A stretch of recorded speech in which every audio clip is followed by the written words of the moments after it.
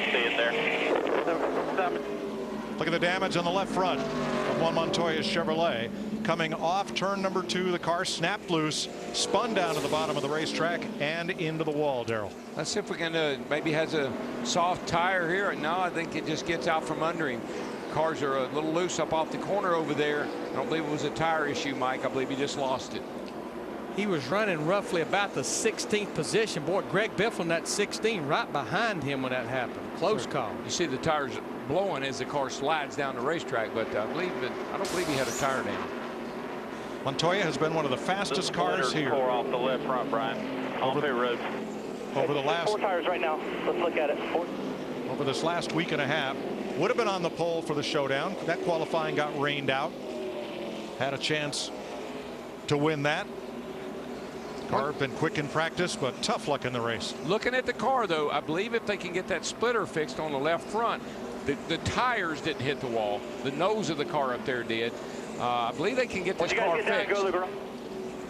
Free pass will go to Elliott Sadler in the U.S. Air Force number 19.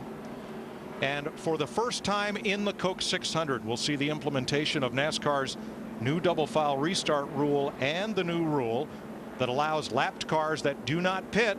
If all the lead lap cars do pit, those lap cars will be able to take the wave around and get a lap back. And I think what we'll see here, it's been anywhere in hitting. Juan Montoya is going to the garage area with the 42 car. I heard Brian Patty say change the tires, we'll go there. It's been about 9 to 12 or 13 laps since those green flag stops. I think everyone will come to pit road, but I think we'll see some people test the waters and go with just 2 right side tires here. Might even just get a little gas. I mean, just hadn't been that long since on pit road. There's a commit cone at the end of that yellow line. That's where you must declare your intention.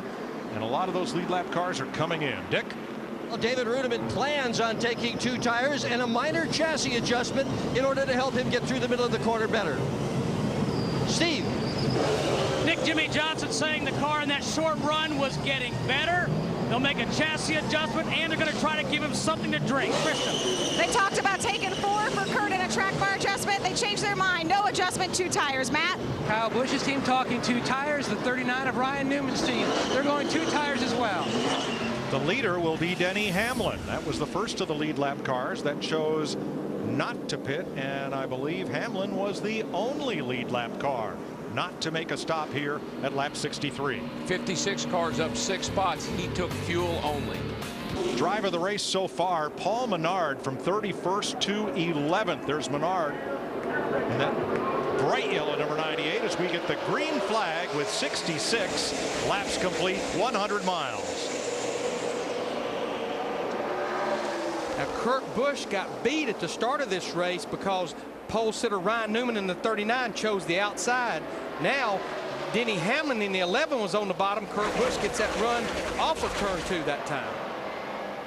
Paulo Montoya's car under repair in the garage.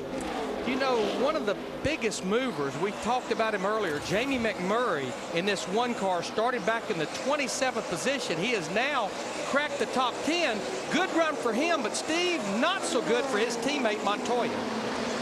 Larry, they're hard at work trying to get this car back in the race. They're reattaching the rear deck lid. One of the biggest problems they have is the splitter has been torn off, and they're having to put another one on with braces. So a lot of damage to this 42 for Juan Pablo Montoya. With his car still under. Oh, trouble down here, guys. Turn 4. The 47 car. Marco Sambros just comes around. Poor guy can't catch a break. All right, but you got no flash. Keep rolling there. Boy, if it wasn't for bad luck. 4150, stay 4150. The leaders are coming off of 4. Stay 4150.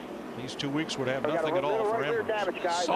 Soft right rear back here. He'd be lucky to get all the way around and that thing not come apart. He better be careful. See what happened to his Toyota here, Darrell. We see some right rear damage. He's all by himself. There he is, way up high back over here. You see him, and the car got loose middle of the corner, spun down off the racetrack, forcing no one around to hit him.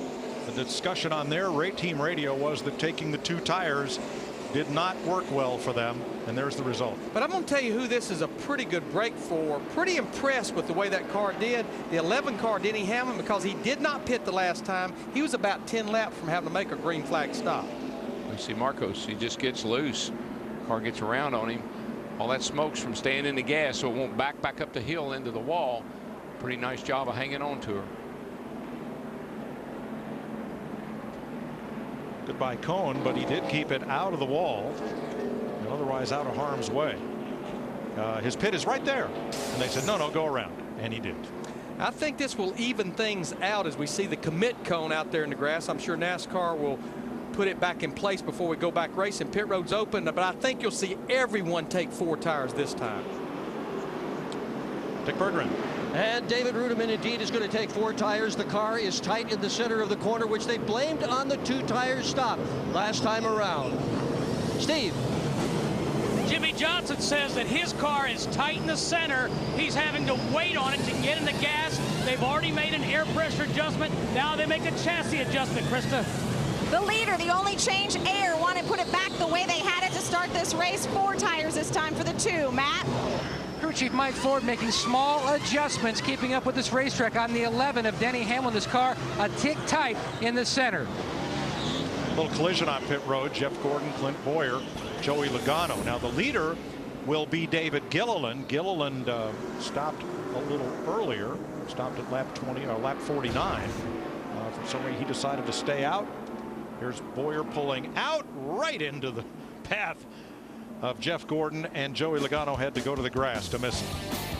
The free pass, 77 Sam Hornish, and the wave arounds were Bobby Labonte and also Travis Kvapil elected the wave around. So we go to the restart with Jimmy Johnson and Ryan Newman, the front row. We had 6 cars went with just 2 right side tires, including the front row of Jimmy Johnson, the 48, Ryan Newman, 39. Steve Burns told me they wanted to get that 48 car of Johnson clean air. Green flag to begin lap 96. This will be interesting because the 2 has been so strong. Let's see if the 48's got anything for him once he gets up there. Here comes Kyle, 3 wide, right up the middle. And you notice his teammate just sort of faded to the left there.